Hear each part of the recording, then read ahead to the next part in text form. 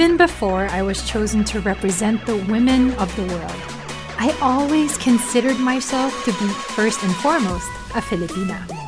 I have always been proud of our culture, of our people, of our creative spirit. And I want to learn more with you. Together, we can be prouder, stronger, in a time that we all need to be proud Filipinos. Kultura 101 with Kat.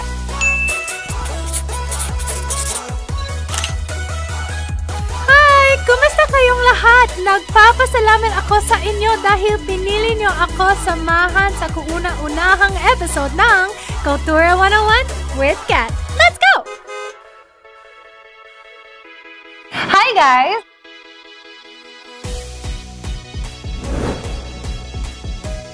Hindi ako scholar ng Philippine arts and culture ha. Like you guys, I am just hungry to learn more about our arts and our culture. Being an ambassador of the National Commission for Culture and the Arts, I find that there is so much information. Here at the National Museum of the Philippines. Reference material, footage, photos, and research that I can share with you. I hope you can always join me in this special vlog. Every episode, I will be sharing what I have learned about aspects of our art and culture. All of them bring me so much pride. I want to see more, learn more, and know more at sana ganun ang effect sa inyo ng Kultura 101 with Kat. I-explore na natin ang mga pamamaraan on how indigenous Filipinos adorn themselves. Tara, magparikitan tayo.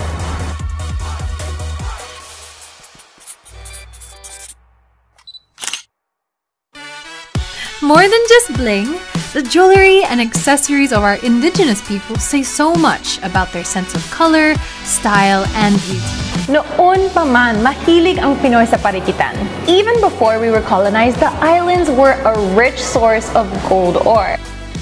These gold artifacts from the Ayala Museum collection date back to the 12th century, almost 300 years before we were colonized by Spain. All these pieces accompanied the dead on their journeys into the afterlife and were excavated from burial sites. But they were also worn in everyday life. So in life and in death, pre-Hispanic Filipinos showed great style and flair. Pre-Hispanic Filipinos were expert craftsmen or dalubhasa ng manlilikha at working gold into bracelets, earrings, cuffs, necklaces, beads, and components. This is proof of both the artistic as well as the technical skill of the pre-colonial Filipinos.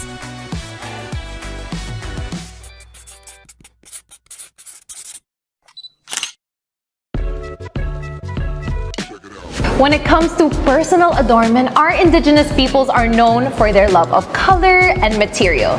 Beads ang paborito nilang gamitin.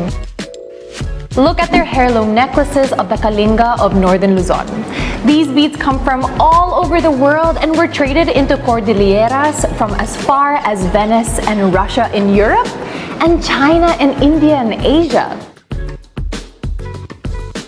Imagine the journey of these beads. Global trading point ang bansa natin noon pa man. But even if these beads are from other lands, the Kalinga gave each bead a name and specific value. These long necklaces, called pilakit, are heirlooms that showed the family's social status and wealth. Each bead in this fabulous necklace had a specific economic value. So, they weren't just decorations for the body, they were also investments in material wealth. Among the gadang of Paracelis and Cordillera, small trade beads were used to decorate their clothing. Look at how small these beads are. It took a lot of work and discipline to attach each of these individual beads onto the textile. No gadang outfit is complete without these beads. And not only the women's outfits, but the men's also. For many of our indigenous peoples, the men are just as gorgeously adorned as the women. Sipag at tiyaga talaga. These are the qualities that enable the gadang to continue making their intricate attire. So back in 2018, I was super excited to have the experience to not only explore Mindanao for the very first time, but to find myself in the beautiful area of Lake Cebu, which is home to the Tiboli. You guys remember this? Dito ako sumakay, oh! Na naka-Tiboli princess attire ako. One of the most memorable trips talaga para sa akin sa South Cotabato, Mindanao.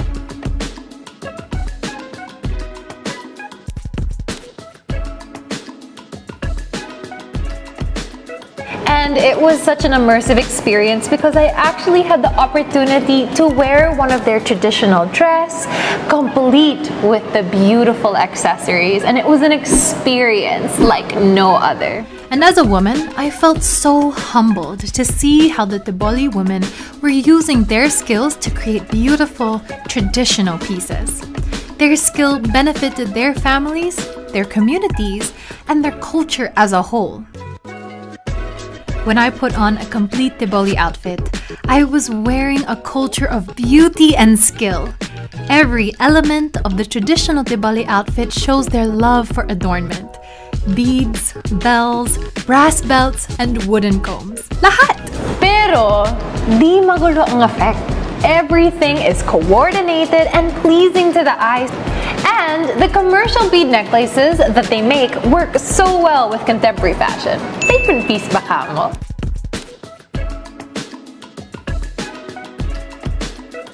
Grabe, the love for color of all different variations, a disciplined sense of design, and a really good use of technical skill. Makikita natin na buhay pa rin ang kultura at estetiko nila. But it isn't only in beads and jewelry that we see the love for design and adornment. Sometimes, adornment also proclaims status and bravery. Among the people of the Cordillera, the tattoo is not just something that you can wear because you want to. The tattoos of the Kalinga were only reserved for headhunters and warriors, and their wives and daughters. You had to deserve a tattoo by showing your bravery and your leadership. My national costume for the Miss Universe competition was inspired by the traditional pintado tattoos and the tattoos of the Kalinga. I wanted to showcase not only the beauty, but also the bravery and the power of the people who deserve to wear these tattoos. Pagdating naman sa makeup, ang mga yakan ay may sariling sining. It's called tanyak-tanyak. It is made from white rice flour and water. Bamboo instruments are used to stamp the designs on the face. The patterns echo the very intricate geometrics that are found in yakan textiles. Both men and women use the tanyak-tanyak during weddings and important occasions. Beads, makeup, tattoos. Our indigenous people have always found ways to adorn their body with pride and a joyful sense of self. We can support the traditional craftsmen by patronizing their work. I always make an effort to, but I also see their work as an inspiration for modern design. In my trips all over the Philippines, I saw with my own eyes the beauty and skill that went into making stunning, handcrafted pieces of jewelry.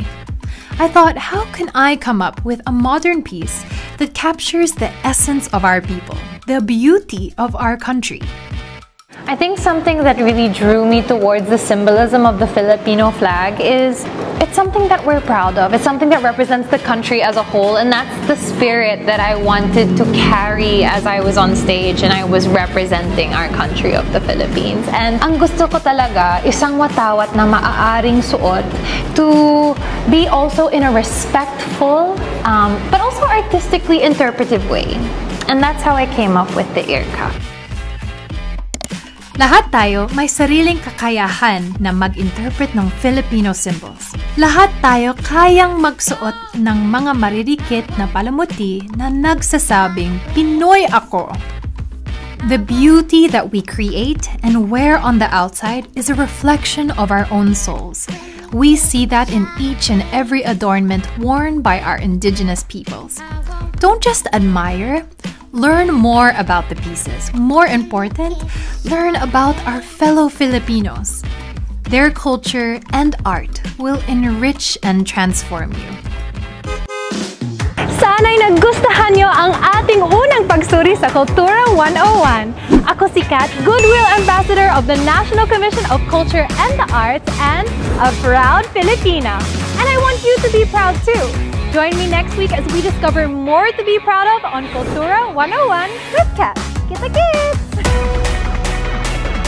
Usapang fashion tayo. Specifically, usapang hobby.